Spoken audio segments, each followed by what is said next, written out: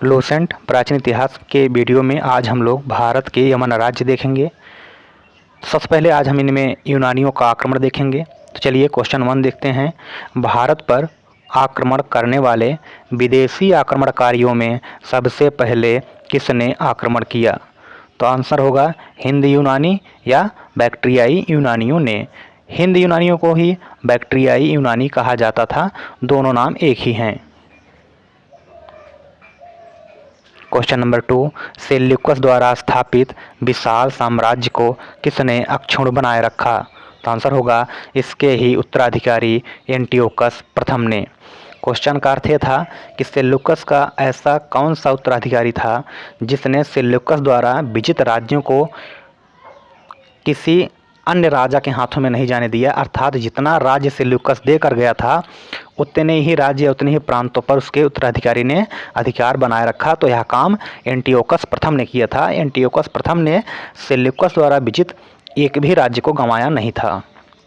Question number 3 है, किसके शासनकाल में सेल्यूकस द्वारा स्थापित साम्राज्य से अनेक प्रांत स्वतंत्र हो गए? यहाँ पर में नहीं होगा, तो ये होगा एंटियोकस द्वितीय के।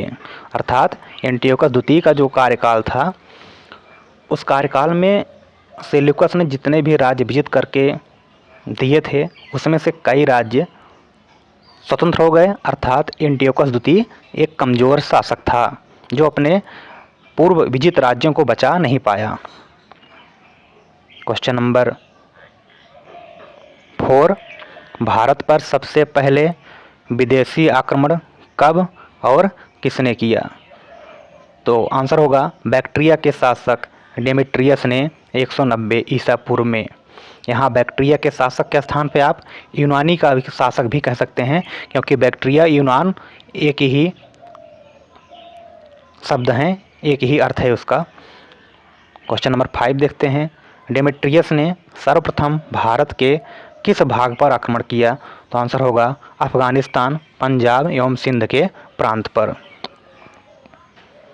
क्वेश्चन नंबर 6, डेमेट्रियस ने अपनी राजधानी किसे बनाया? तो आंसर होगा साकल, जिसे वर्तमान में सियालकोट के नाम से जाना जाता है। क्वेश्चन नंबर 7, हिंद यूनानी शासकों में यहाँ पे हिंदू यूनानी लिखा हुआ है जो कि गलत है। यहाँ पे हिंद यूनानी या बैक्ट्रियाई होना चाहिए था, दोनों का मतलब एक है। तो हिंद यूनानी शासकों में सबसे अधिक विख्यात कौन था? तो आंसर होगा मिनांडर।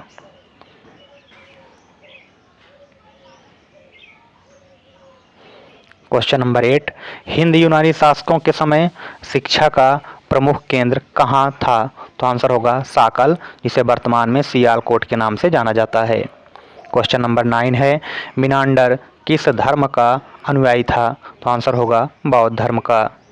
क्वेश्चन नंबर 10 है, मिनांडर ने बौद्ध धर्म की दीक्षा किससे ली? तो आंसर होगा नागसेन, जिन्हें नागार्जुन के नाम से भी जाना जाता है।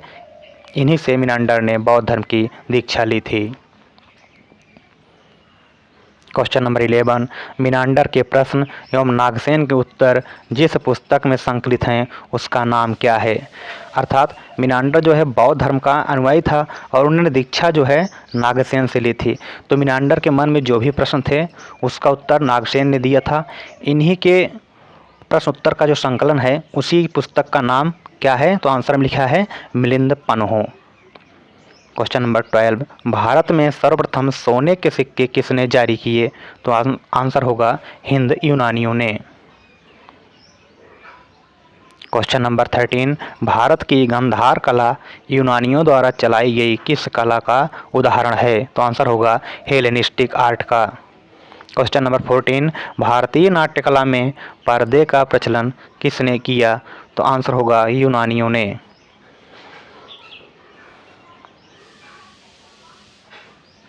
क्वेश्चन नंबर 15 है, यूनानी लोग पर्दे को क्या कहते थे? आंसर होगा यवनिका। अर्थात जो भारतीय नाटक है, जो भारत में नाटक खेला जाता है खास करके उत्तर भारत में, तो नाटक में जो पर्दे के पीछे श्रृंगार गृह होता है तो इसकी अवधारणा जो है यूनानियों ने लाई थी। उस पर्दे की अवधारणा जो है यूनानियों ने लाई थी। तो इसी कारण जो है यूनानी लोग को पर्दे का जनक माना जाता है। क्वेश्चन नंबर 15, यूनानी लोग पर्दे को क्या कहते थे? तो आंसर होगा यवनिका। अगला टॉपिक देखते हैं, शकों का आक्रमण।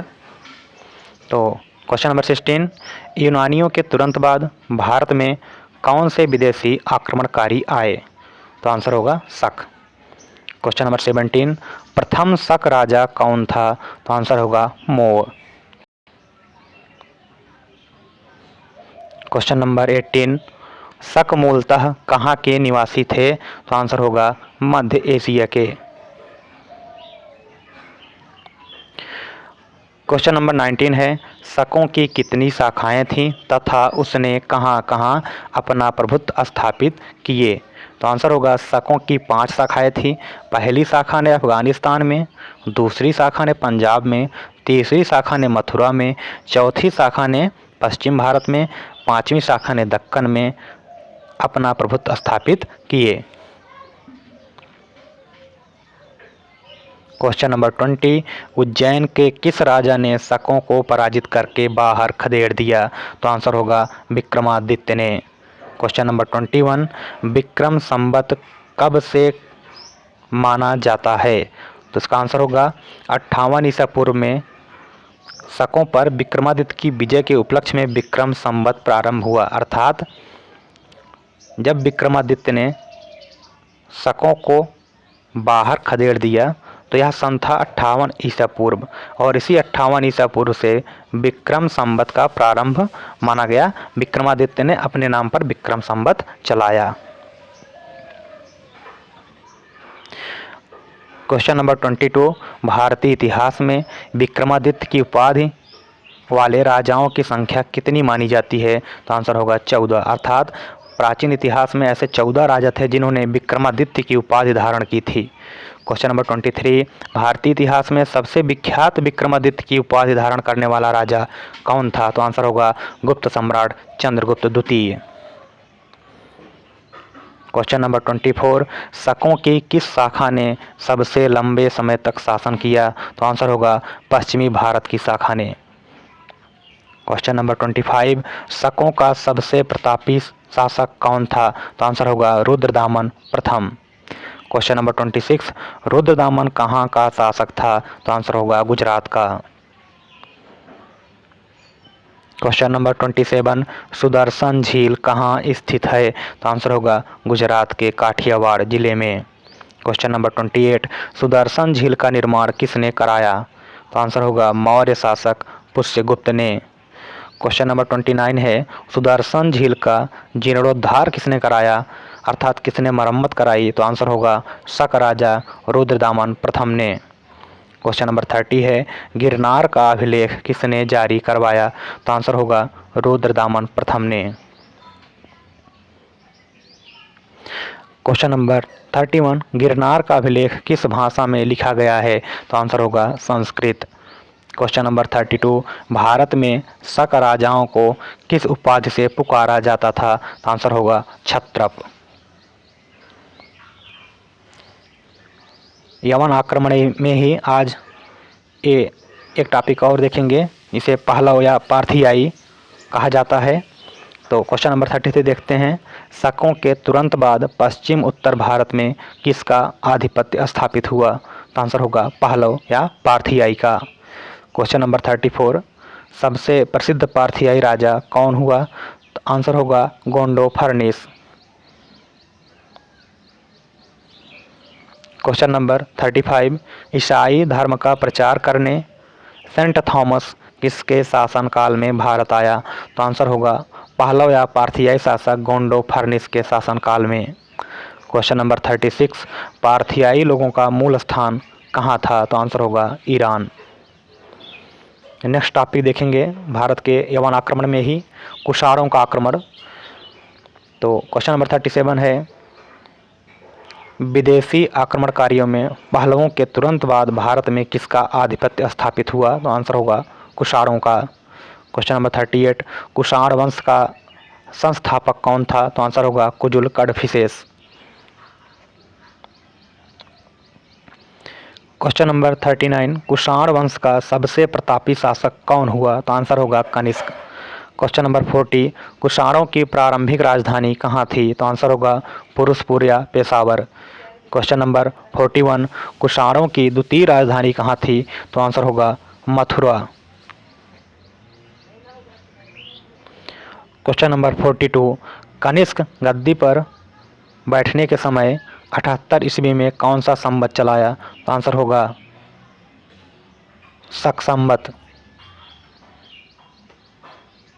क्वेश्चन नंबर 43 कनिष्क किस धर्म का अनुयायी था? तो आंसर होगा बौद्ध धर्म के महायान शाखा का। क्वेश्चन नंबर 44 सबसे शुद्ध सोने के सिक्के किसने जारी किए? तो आंसर होगा कुषाणों ने। क्वेश्चन नंबर 45 कनिष्क का राजवैद्य कौन था? तो आंसर होगा चरक। क्वेश्चन नंबर 46 चरक तो आंसर होगा चरक ने।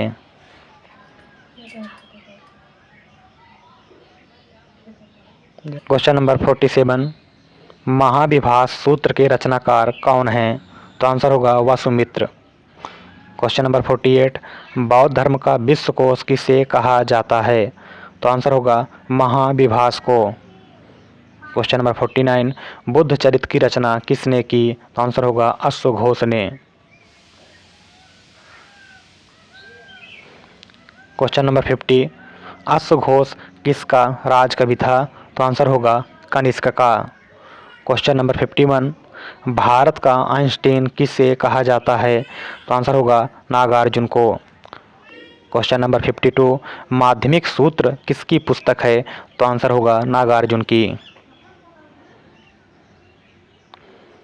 क्वेश्चन नंबर 53 कनिष्क की मृत्यु कब हुई? तो आंसर होगा 102 ईस्वी में।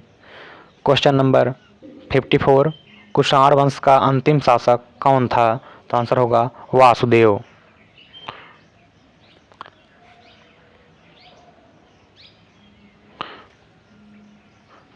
क्वेश्चन नंबर 55 कुषाण राजाओं को क्या कहा जाता था? तो आंसर होगा देवपुत्र।